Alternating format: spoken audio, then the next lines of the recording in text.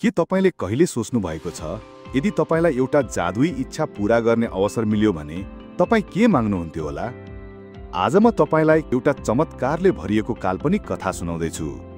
पहाडी गाउँमा भुल्लु नामको एक मेहनती काठ काट्ने मानिस बस्थ्यो। उसको जीवन निकै कष्टकर थियो। दिनभरि जंगलमा काठ काटेर ल्याउँदा पनि उसलाई आधा पेट मात्र खान पुग्थ्यो। भुल्लु प्राय आफ्नो दुर्दशाबारे भगवानसँग गुनासो गर्थ्यो। एक दिन काठ काट्दै गर्दा उसले एउटा चतुर सुगा भेटायो जुन मानिसको भाषामा कुरा गर्न सक्थ्यो। त्यो सुगा वास्तवमा एक राजकुमारको सुगा रहेछ जुन हुरी बतासले गर्दा राजकुमारबाट छुट्टिएको थियो। भुल्लुलाई सुगा मन पर्यो र उसले सुगालाई आफ्नो घर लग्यो। अर्को दिनदेखि सुगा पनि भुल्लुको साथमा जंगल जान थाल्यो। सुगाले भुल्लुको हरेक दुःखमा साथ दियो। उसलाई पानी भएको ठाउँ पत्ता लगाउन समेत मद्दत गर्यो जब भुल्लुलाई धेरै तिर्खा लागेको थियो। प्रिय साथीहरू, के तपाईलाई थाहा छ सुगाको आगमनले भुल्लुको जीवनमा कस्तो परिवर्तन ल्यायो होला? एक दिन जंगलमा काठ खोज्दै जाँदा भुल्लु र सुगाले एउटा अनौठो र रहस्यमय सुगन्ध आउने रुख भेटाए। त्यो रुख निकै मूल्यवान हुनुपर्छ भन्ने ठानेर भुल्लुले त्यसलाई काट्न थाल्यो। रुख आधा काटेपछि त्यसभित्रबाट चम्किलो प्रकाश निस्कियो। प्रकाश एउटा बोतलबाट आइरहेको थियो। भुल्लुले उत्सुकतापूर्वक बोतल खोल्यो र बोतलबाट एक शक्तिशाली जिन्न प्रकट भयो। जिन्नले भुल्लुलाई 3वटा इच्छा पूरा गरिदिने वचन दियो। जिन्नले भुल्लुलाई आफ्नो मालिक भन्यो। यदि तपाईलाई यो जिन्नले एउटा इच्छा पूरा गरिदिने अवसर दिएको भए तपाई आफ्नो पहिलो इच्छामा के माग्नुहुन्थ्यो होला? यसको जवाफ कमेन्ट सेक्सनमा गएर दिनुहोला है।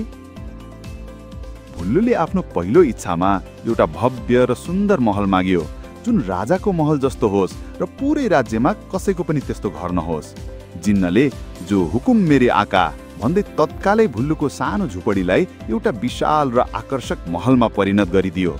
भुल्लु आफ्नो नयाँ महल देखेर निकै खुसी भयो, तर उसकी पत्नीलाई भने छोटो समयमा प्राप्त भएको यस्तो धनले समस्या ल्याउला भन्ने डर थियो। उनले भनिन् कि ठूलो घर त बन्यो तर यसलाई चलाउन पैसा छैन। भुल्लुले जिन्नसँग पैसा माग्ने सोचे, तर पैसा त एक दिन सकिन्छ भन्ने कुरा उसको दिमागमा आयो। उसले यस्तो कुरा माग्ने निर्णय गर्यो जुन कहिले नसकियोस् र भविष्यमा उसलाई कहिले पैसाको कमी नहोस्। त्यसैले भुल्लुले आफ्नो दोस्रो इच्छा माग्यो। हे जिन्न, म जसलाई स्पर्श गर्छु त्यो तुरन्तै सुनमा परिणत होस्। जिन्नले उसलाई त्यो वरदान दियो। यो वरदान भुल्लुको जीवनमा कस्तो परिणाम लिएर आयो होला?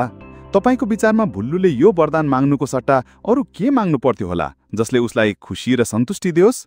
यसको जवाफ कमेन्ट सेक्सनमा गएर दिनुहोला है। प्रिय साथीहरू, यो वरदान भुल्लुको लागि ठूलो आशीर्वादको सट्टा ठूलो श्राप बन्यो। घर पुगेर जब उसले खाना खान थाल्यो, उसको हात लाग्न साथ थाली र खाना सुनमा परिणत भयो।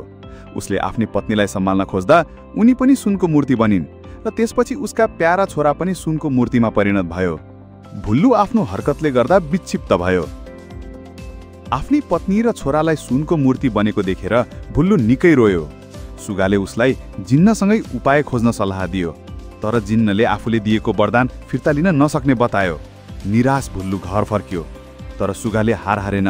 उसले 2वटा चराको कुरा सुन्यो जसले सञ्जीवनी बुटी नामको एउटा चमत्कारी जडीबुटीको बारेमा कुरा गरिरहेका थिए।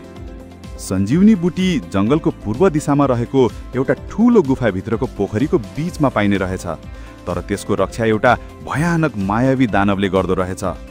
त्यो दानवलाई बुद्धि र विवेकले हराउन सकिन्थ्यो। सुगाले भुल्लुलाई सबै कुरा बतायो।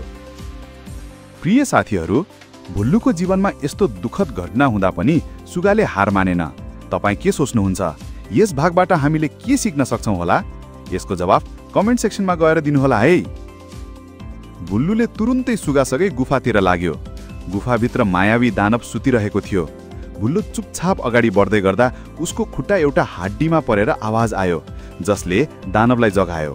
दानवले भुल्लुलाई समात्न खोज्यो, तर भुल्लुले चलाकीपूर्वक दानवको हातलाई छोइदियो र दानव तुरुन्तै सुनको मूर्तिमा परिणत भयो। यसरी भुल्लुले आफ्नो वरदानको सही प्रयोग गरेर दानवलाई सजिलै पराजित गर्यो।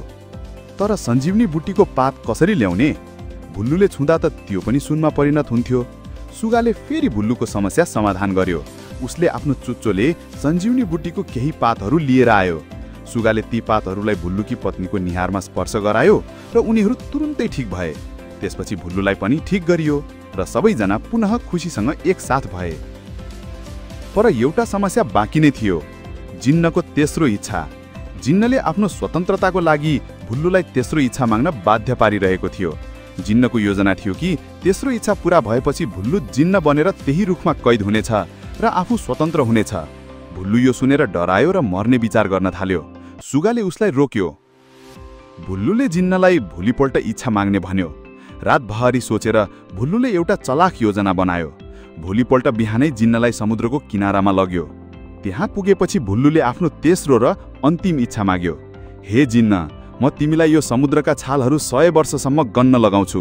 म जान्न चाहन्छु कि यो समुद्रले 100 वर्षमा कति पटक छाल हान्छ। जिन्न यो सुनेर पसिनाले नित्रुक्क भयो र समुद्रको छालहरू गन्न थाल्यो। भुल्लुको चलाखीले जिन्नलाई अनन्त कालको लागि एउटा काममा फसायो र भुल्लु र उसको परिवार सधैँभरि खुसीसँग बसे। प्रिय साथीहरू, यो कथाबाट हामीले धेरै महत्त्वपूर्ण कुराहरू सिक्न सक्छौँ। लालचको परिणाम। भुल्लुको सुनमा परिणत गर्ने वरदानको लालचले उसलाई ठूलो समस्यामा पार्यो। यसले देखाउँछ कि असीमित लालचले कहिले राम्रो परिणाम दिँदैन। बुद्धि र विवेकको महत्त्व। जिन्नलाई हराउन र आफ्ना समस्याहरू समाधान गर्न भुल्लुले आफ्नो बुद्धिमत्ता र सुगाको सल्लाह प्रयोग गर्यो।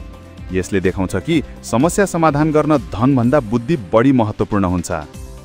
आशा र हिम्मत हार्न नहुनु। भुल्लुले सबैभन्दा अँध्यारो मोहनमा पनि हार मानेन। सुगाले पनि भुल्लुलाई सधैँ साथ दियो।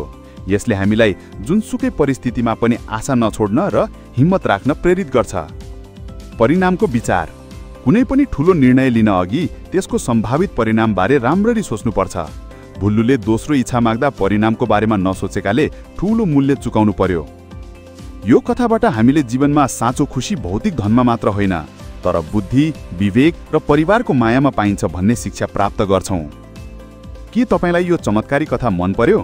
यदि मन पर्यो भने कृपया भिडियोलाई लाइक र कमेन्ट गरिदिनुहोला है, अनि हाम्रो च्यानललाई पनि सब्स्क्राइब गरिदिनुहोला।